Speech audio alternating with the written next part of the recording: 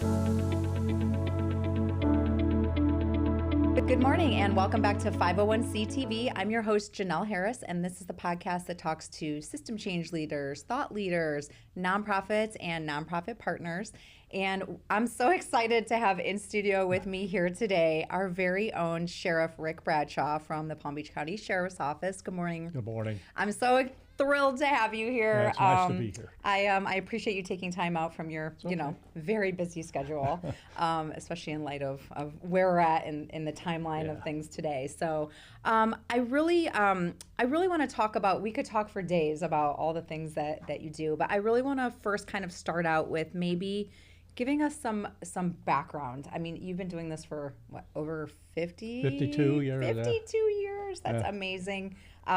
Such a great long career. And I want to know how you got started. Did you think you were going to end up in this spot? No, quite the opposite. Okay. So tell me about that. You know, I was a jock in high school. I played basketball. Okay. I got a scholarship to play basketball at college. Awesome. And then Vietnam started coming. I went into the Marines and turned my life around because I was just one of those guys that, just hanging out and doing this. Okay. But they turned me around and gave me a purpose. Awesome. So, that environment that I came out of, I was used to a uniform and structure, commands. So law enforcement was the logical choice because they're paramilitary. Okay, yep. So I went to work in West Palm when I came out of the Marines, and that was in 1970. And I stayed there for 33 years. I was the first person to work from being a patrolman to be the police chief. That's amazing. In their history. And I was a police chief for 8 years. And then one day, a couple judges and the state attorney asked me to go to lunch. I did. Okay. Regretfully. That was the lunch that changed everything. And they said, look, you need to run for sheriff. And I said, what are you talking about? They said, no, you need to run for sheriff. And I said, I've never done political stuff, ever. Sure. They said, don't worry about it. We'll take care of you. We'll take you to, show you the way to go. But we need somebody to turn the place around. Yeah, so let's talk about that because, I mean, gosh, how much has changed a lot from back then to now? A like, lot. what are the most significant things you think have changed? There was good people at the sheriff's office. They're really good. They just needed some direction. Sure. They needed somebody that was going to provide leadership to them, and then it needed to be organized. It was very, very dysfunctional, but it's changed a lot. When I got there, they had zero technology.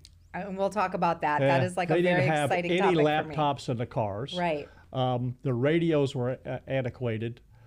So that was the first thing I did, get them up to speed technology-wise. And that made a big difference. And then I changed the structure a little bit on how we did business.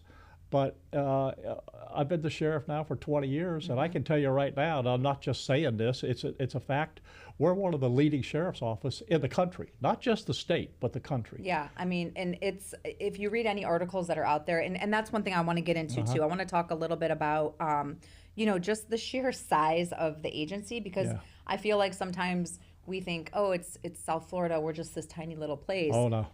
Massive. So I want to talk about that for sure. The technology is huge. It is. And I also think that you've put into place a lot of programs that are a little bit unique, and you're doing things a little bit differently, and obviously they're working. So I want to touch on all those things because I think it's really important.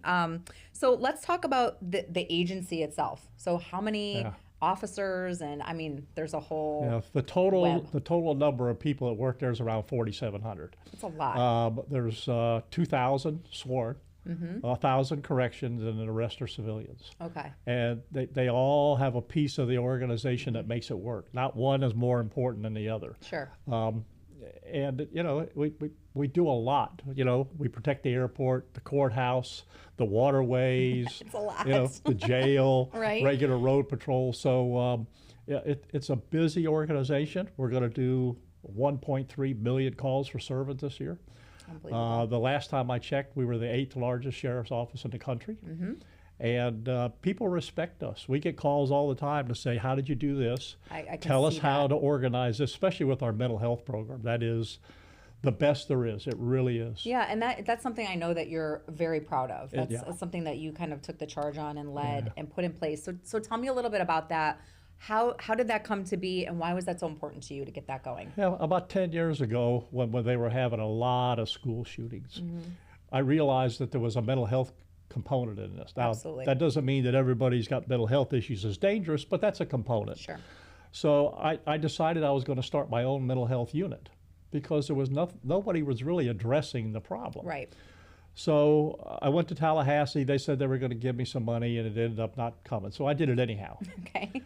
Because I knew it was that important. Yeah. Well, we started out with one deputy and one psychiatrist. And see, the uniqueness of my program is I have a sworn person. They have to have a master's or a PhD in social sciences or psychiatry, but then I hire a local clinician, somebody that's actually done it, and they become a team. Work side by side. Absolutely. That's awesome. Very important. So we started out with one team. We're up to 10. That's amazing. I could use 20. Yeah, I'm sure. Without a doubt. But here's the importance of this. Mental health touches a lot what we do. Workplace violence, school violence, substance abuse, whether it's alcohol or drugs, people that just are homeless and just can't handle the situation. So there's so many things that deal with. But part of this unit is, it's split into two things within the unit. Part of it is what we call a targeted violence. That's when people tell us or we discover that somebody is either on the internet or has told somebody or has the propensity to be violent either to themselves or the public. We will contact them, interview them, and if we determine they're a danger to themselves or the public, we'll Baker Act them. Yeah. But then we could go search their house. Right. And take their guns. Yeah. And then we go in front of a judge and say, Judge, they can't have these guns. Think of how important that is. It's so important, and it's it's unfortunate because you see all these things happening in the news, and it's like if only. The last school shooting, law enforcement dealt with this kid. Yes. Right, but they didn't have the tools to deal with it properly. Right. He had a gun. He had mental issues going on.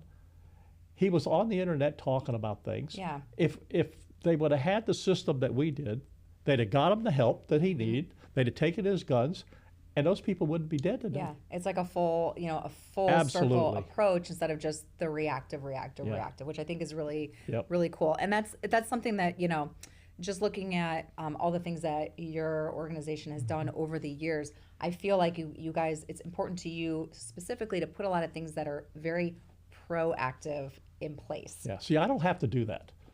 It doesn't say the sheriff's got to do mental health. 1,000%. It doesn't say that I got to do programs in the neighborhoods, but I think it's my responsibility because that's part of keeping people safe. Yes. That's my focus all the time. If I keep you and your family safe, I'll do whatever it takes to do that.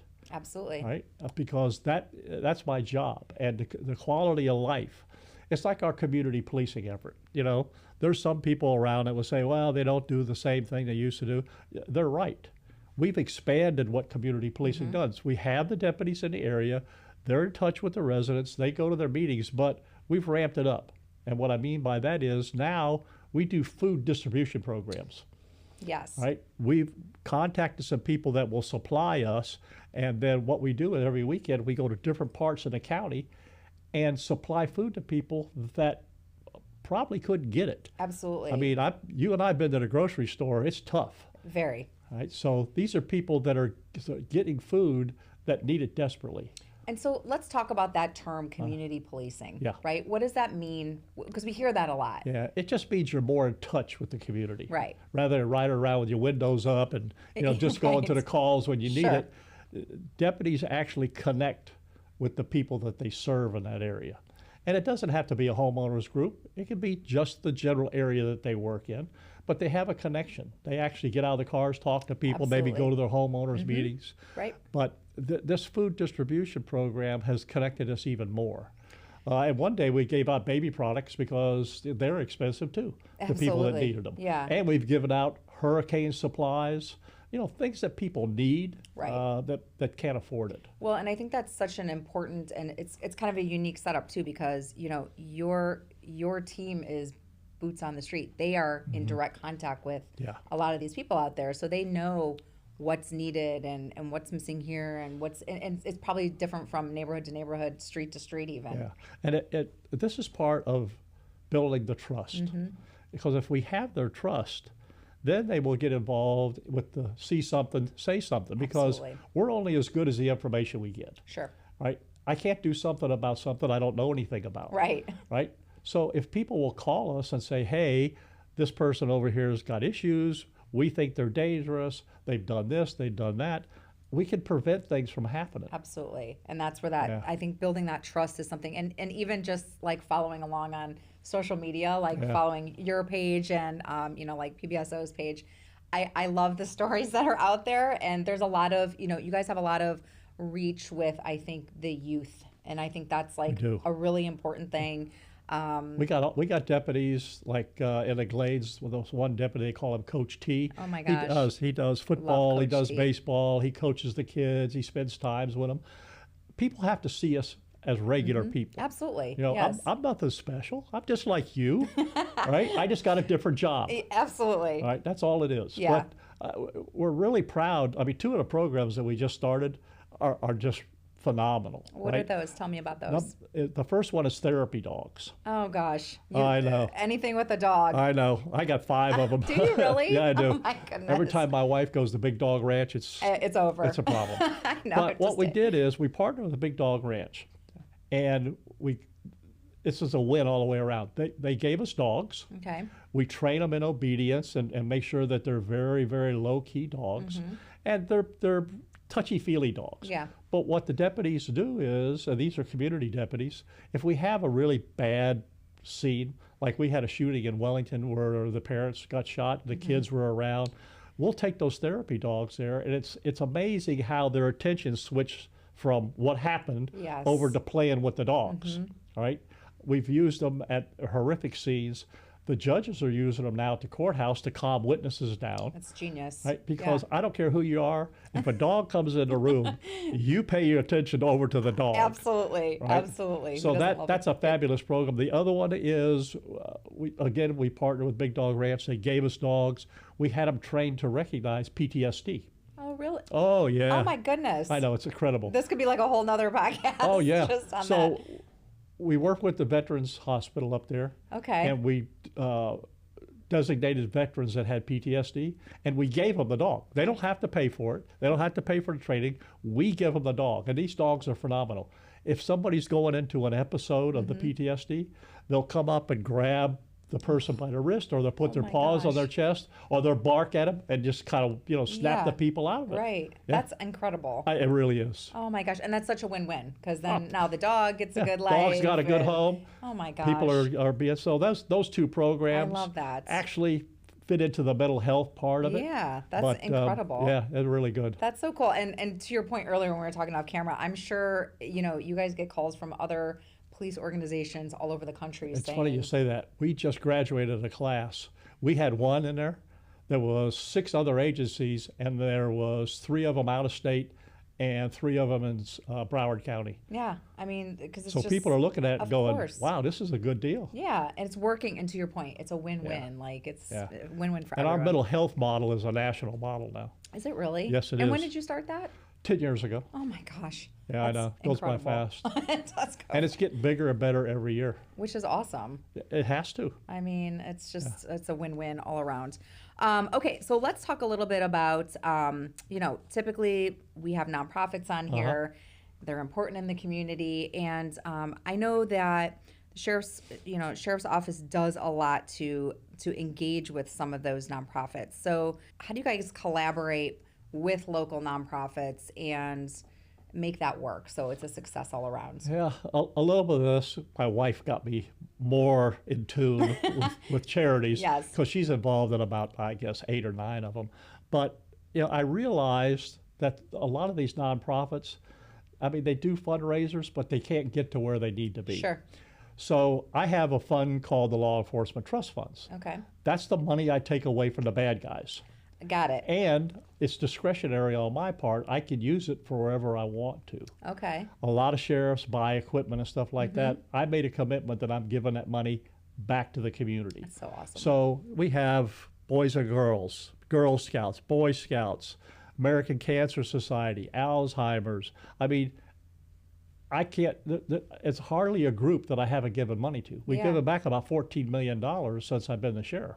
And this is money that you are taking away from the bad guys. Give it to the good guys. And that's so cool. And we did a summer camp. I gave the Urban League like $160,000 to go do a summer camp. Yeah, that's amazing. I gave Operation 300, which does summer camps for veterans that were killed and their spouse has children. Right. And we give them a place to go during the summertime. I mean, there's just so many good things you can do. Absolutely. And it just gives me a great feeling to give them that money and see that it's being used. See, and this is why it was so important for me to have you on here, because again, you know, we think community safety, and we think just, you know, I'm out there like catching the bad guys, but there's all this really great stuff that you guys are doing. To me, it's part of the totality of making sure that the quality of life for people here is the best it can be. Absolutely.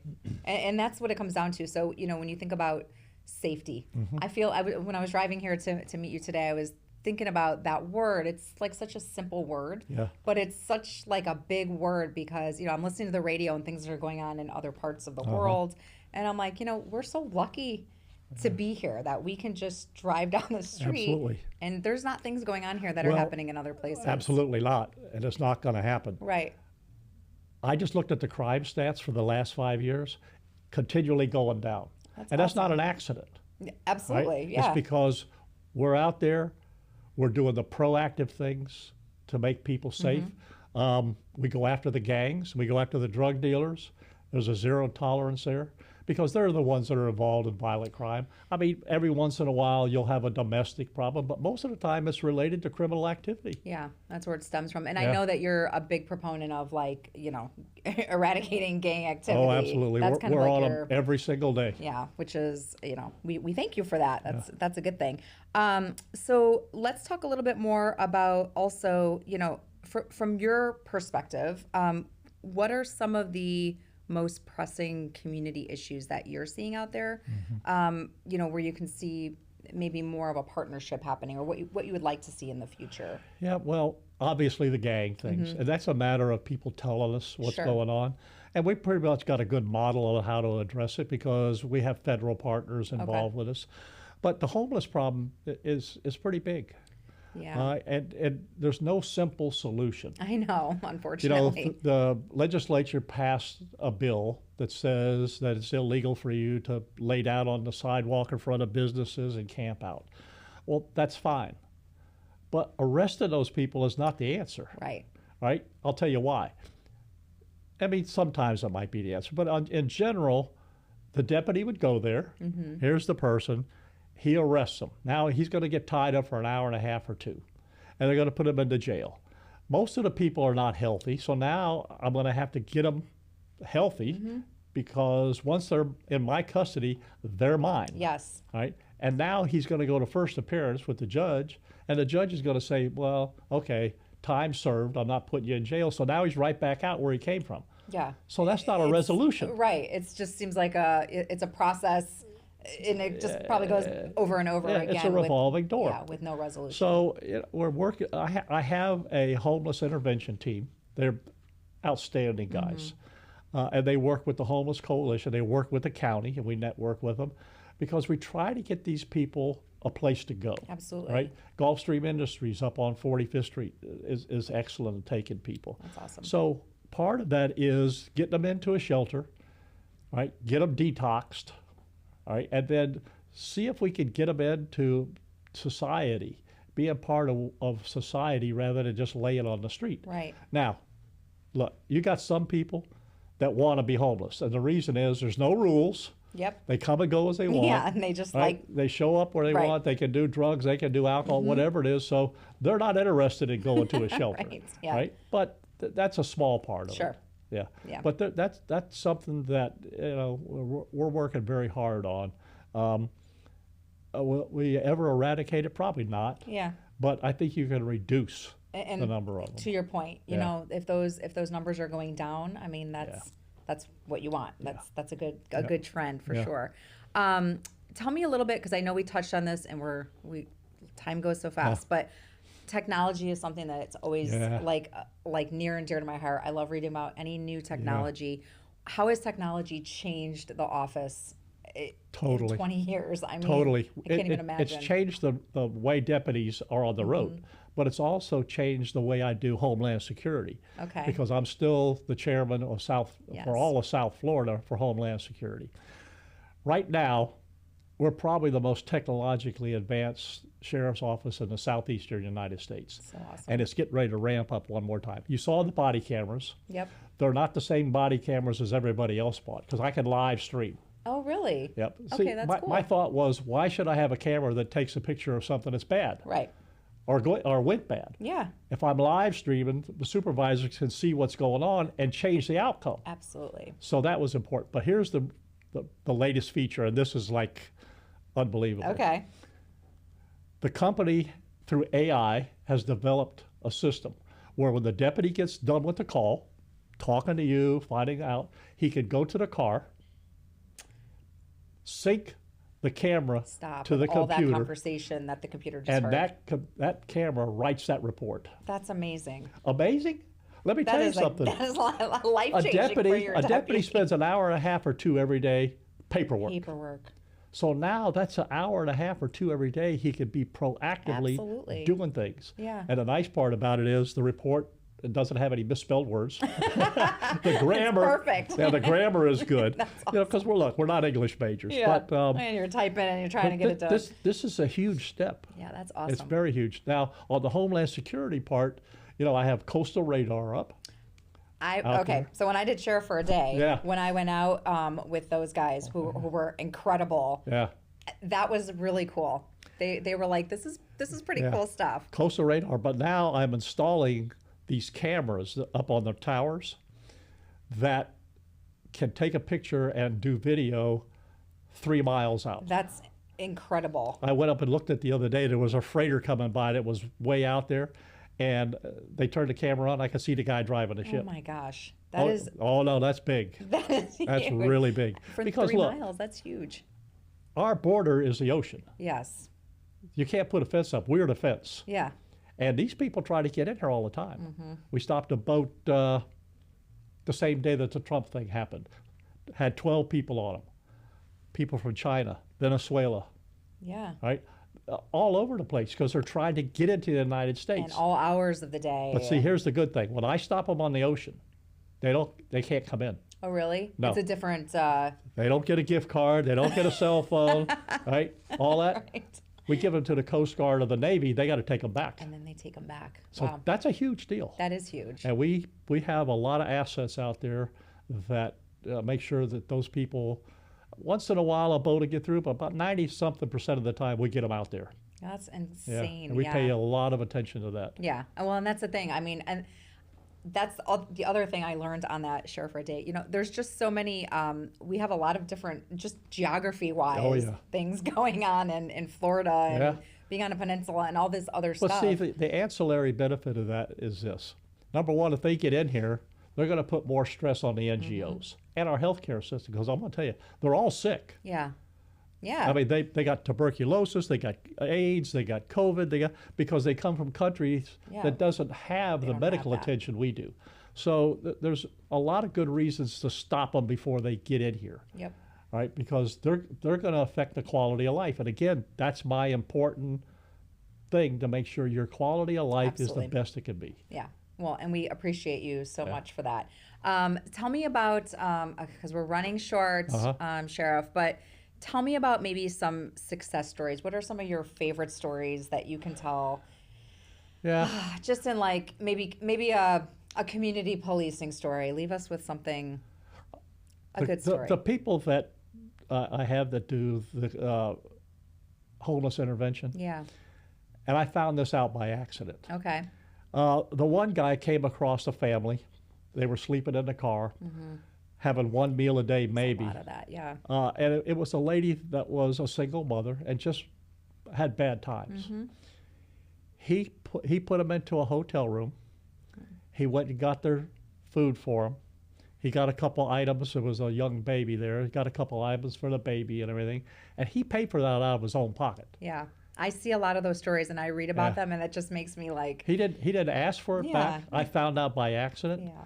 But that story happens a lot. I mean, I know one deputy that saw a homeless guy that didn't have any shoes.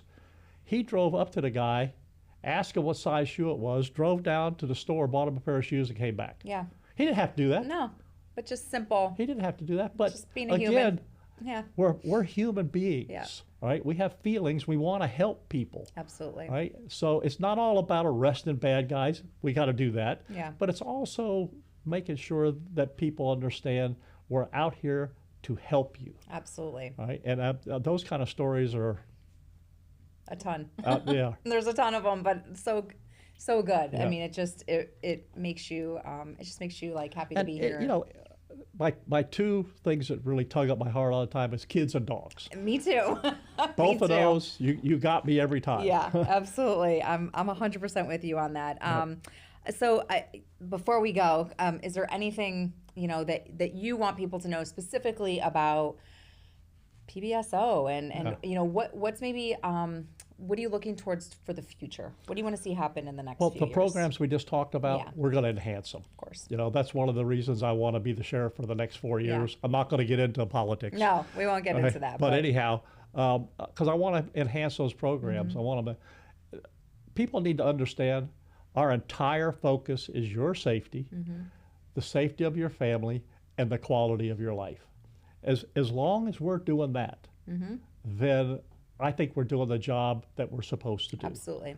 And I think we're doing a good job at it. I do too. And like I said, I know that you guys are so involved with, a lot of the nonprofits that I talk to, serving, our community's most vulnerable people that are out there. And I love that there's that partnership between a lot of those agencies and your people on the ground. I mean, it's a good thing when I take money from bad people and give it to good people. I know. I was like, this is the best program I can I've tell ever the heard. taxpayers, I'm not spending your tax dollars. It's the bad guys. That's it. They're furnishing it. And it's truly like going to such awesome places. So that makes me really happy to hear that. So we are pretty much out of time, but I really, really appreciate you being here. I know you were so... That's right. You covered a lot of ground here. I tried to get as much as I could in, but I really appreciate you being here. Pleasure. And you're just such an incredible person, and I know we're all immensely thankful for what you do and being out there every day. Well, I'll come back again. I would love that. I know. So we're out of time here with our beloved Sheriff Ric Bradshaw from Palm Beach County Sheriff's Office. Again, thank you so much for being here. Thank you to Kana House Studios, Wellington's first and only content creation studio, and we'll see you guys next time on 501c TV.